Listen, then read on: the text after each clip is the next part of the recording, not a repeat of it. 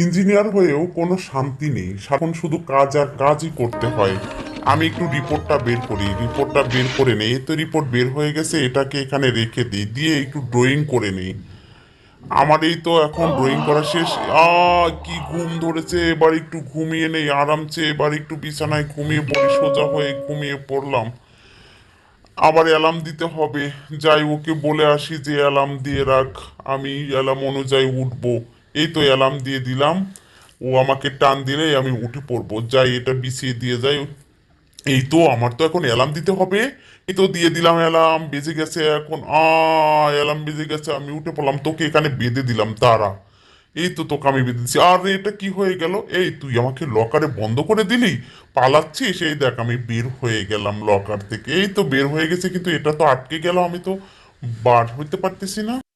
এটা দিয়ে আমি গাছটাকে টান দিব, টান দিয়ে এই গাছটাকে ভেঙে নিলাম। এই তো হয়ে গেছে। আমি একটু গান গাই। আ তেরে মেরে রি, হরি হা হা হু, কি করে গান গাচ্ছি দেখো তুমি, আমার গান শোনো। এটা কি হয়ে গেল? এই কই গেল রে? একে তো খুঁজে পাচ্ছি না। এই তো আমি পানির মধ্যে চলে এসেছি। আর রে, আমার উপরে কে উঠে পড়লো? জেরি। এই তুই আমার উপরে কি করতেছিস রে? তুই আমার উপরে উঠতেছিস কেন?